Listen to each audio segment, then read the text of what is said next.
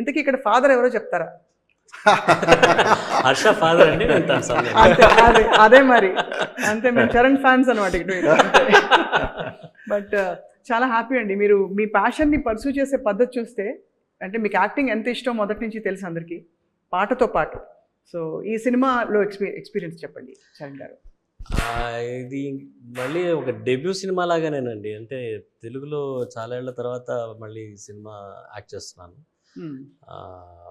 ఇది ఈ సినిమాకి నేను అప్రోచ్ అయింది అయితే మటుకు యాజ్ అ డెబ్యూ యాక్టర్ లాగానే. హర్షకి ఎంత ఎక్స్పీరియన్స్ ఉందో తనకన్నా నాకు తక్కువ ఎక్స్పీరియన్స్ ఉంది.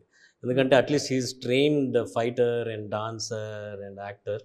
నేను అవన్నీ ఏమీ లేకుండా ఆయన నమ్మకం మీద నేను నడిచాను ఈ సినిమాలో. పవన్ గారు, ఆబ్వియస్లీ ఈ క్వశ్చన్ చాలామంది అడుగుంటారు, మీరు ఎవరినైనా కాస్ట్ చేయొచ్చు, ఈ రోల్లో చరణ్ గారిని కాస్ట్ చేయాలని ఎందుకు అనిపించింది మీకు? నేను అడిగింది కూడా అదే. యాక్చువల్గా ప్రొడ్యూసర్కి ఒక డ్రాఫ్ట్ చెప్పి కథ ఒప్పించేటప్పుడు ఏం చేస్తా అంటే ఒక డ్రాఫ్ట్ చెప్తాం. ఇది మన రన్ టైం 240 minutesలో వాళ్ళకి నేరేట్ చేసి మ్యాక్సిమం 45 minutes 1 hour లోపల నేరేట్ చేస్తాం. ఆ తర్వాత మనం స్క్రిప్ట్ డెవలప్ చేస్తున్నాం. వాళ్ళు ఓకే ఇది బాగుంది, ప్లాట్ బాగుంది, వర్క్ చేయండి అని చెప్తారు. అప్పుడు వర్క్ చేస్తున్న ప్రాసెస్లో ఒక 3 months స్క్రిప్ట్ వర్క్ జరుగుతున్న టైంలో ప్రొడ్యూసర్స్ నుంచి రోజు కాల్, ఫాదర్ ఎవరు, మా హీరో హర్ష ఫిక్స్, అది తన కోసమే కథ వర్క్ చేసాం, కథ మీద రాసాం, ఫాదర్ ఎవరు అంటే నేను చెప్తా ఎందుకంటే మన కథ రాసుకునేప్పుడు ఫాదరే కనెక్ట్ అవ్వాలి. ఎందుకంటే ఫాదర్ ఎమోషన్తో చేద్దాం అనుకుంటున్న సినిమా ఇది. హీరో సెంట్రిక్ కాదు సినిమా, హానెస్ట్గా చెప్పాలంటే ఒక ఫాదర్ సెంట్రిక్గా జరుగుతున్న సినిమా. ఆ ఫాదర్ చుట్టూనే కథని ఫ్రేమ్ చేయడం జరిగింది. ఓ మంచి ఫాదర్ కావాలి నాకు, రకరకాల చాయిస్, మన మేనేజర్స్ కావచ్చు, ప్రొడ్యూసర్స్ నుంచి అని చెప్పి రెగ్యులర్గా చాలా పేర్లు వస్తున్నాయి. నేనేమి నా మైండ్లో కథ రాసుకుంటే డెవలప్ చేస్తున్న టైంలో ఏది కనెక్ట్ అవ్వట్లేదు. అట్లాంటి టైంలో ఒకరోజు మన ఉత్తేజ్ది ప్రోగ్రామ్ వచ్చింది, బాలసుబ్రహ్మణ్యం గారి ప్రోగ్రాంలో ఉత్తేజ్ ఎమోషన్గా నాన్నగారి గురించి, బాలసుబ్రహ్మణ్యం గారి గురించి చెప్తున్న ప్రోగ్రామ్ అది.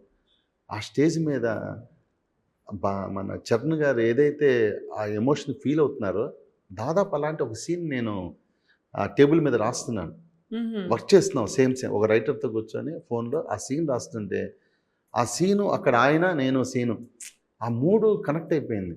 ఆ తర్వాత ఇమీడియట్గా అది ఆఫ్ చేసి పాడుతా తీగా వరుస పెట్టి దాదాపు ఒక 2 weeks ఆయన ప్రోగ్రాంలే చూశాను.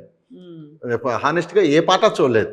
ఆ పాటలు నాకు కావాల్సిన పాట కదా అక్కడ, ఆయన ఎమోషన్, ఆయన ఎలా నవ్వుతున్నాడు, ఎలా మాట్లాడుతున్నారు, ఎలా చేస్తున్నారు, చరణ్ గారు ఆ 2 weeks అదే జాస్లో ఉన్నా. నేను ఏదైతే కథ రాసుకున్నా ఆ కథకి చరణ్ గారే కరెక్ట్.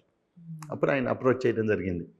ఆయన ఫస్ట్ వాళ్ళ నుంచి చిన్న షాక్, నేను ఫాదర్ క్యారెక్టర్ ఏంటని వెంటబడి అంతే వెంటబడి 2 months అదే టైంలో అమెరికా వెళ్తున్నారు సార్, ఈవెంట్కి వెళ్తున్నాను, నేను 2 months వస్తున్నాను, మేబీ అది అవాయిడ్ చేయడానికి కానీ నాకు నేను 2 months రాను సార్, మీరు ఏదో ఇమీడియట్గా సినిమా స్టార్ట్ చేద్దాం అనుకుంటున్నారు, 2 months పడద్దంటే, పర్లేదు సార్ మీరు వచ్చారు నేను వెయిట్ చేస్తాను అని చెప్పి స్క్రిప్ట్ డెవలప్ చేయలేదు. ఇంకా చరణ్ గారిని మైండ్లో పెట్టుకుని వర్క్ చేశాను. ఆ ప్రొడ్యూసర్లు అడుగుతున్నారు, చెప్తాను అని చెప్పి ఓ రోజు వెళ్ళి చరణ్ గారికి వెళ్ళి నేరేషన్ చేశాను. వినగానే ఆయన ముందు ఫస్ట్ అడిగిన క్వశ్చన్, నన్ను ఎందుకు మీరు సెలెక్ట్ చేసుకున్నారని. ఇప్పుడు మీరు ఏది అడిగారు అదే క్వశ్చన్ చరణ్ గారు, నన్ను ఎందుకు సెలెక్ట్ చేస్తున్నారు, నా కథ మిమ్మల్ని అడుగుతుంది సార్ అని. ఈ కథ ఒక కథ కొన్ని రిక్వైర్మెంట్స్ ఉంటాయి. ఒక కథ రాసుకునేటప్పుడు సహజంగా చాలా యాక్షన్ సినిమాలు చూస్తాం, ఆ యాక్షన్ నీడ్ మనకు తెలుస్తుంటుంది, ఇక్కడ యాక్షన్ కావాలి అని. ఈ కథకి చరణ్ గారే కావాలనిపించింది. నేను సార్ మీరే కావాలి, కథ చెప్పంగానే ఇమీడియట్గా మీ ఒపీనియన్ ఏంటి సార్ అన్న. ఎందుకంటే మళ్ళీ వెంటనే నేను ఆన్సర్ చెప్పాలి, ఇప్పుడు ఉంటాయి కదా ఫార్మాలిటీస్. అవునవును. నన్ను సెలెక్ట్ చేసుకుంటే మీరు ఎందుకు సెలెక్ట్ చేసుకున్నారు నాకు పజిల్లో, దీనికి నో ఏం చెప్తాను, ఎస్ అన్నారు. ఆ రోజు చాలా హ్యాపీ అనిపించింది. ఆ తర్వాత చరణ్ గారితో జర్నీ లైఫ్ టైం నాకు మెమరీ. చరణ్ గారు ఉన్నారంటే ఆల్ ఇన్ వన్ ప్యాకేజ్ మీకు. మాట, భాష, ఇంకా చాలా వస్తాయి కాబట్టి. నేను ఈ సినిమాలో పాడలేదు, నాకు అవకాశం కలిగించలేదు, మేము ఖండిస్తున్నాం. నేను కూడా బాగుంది.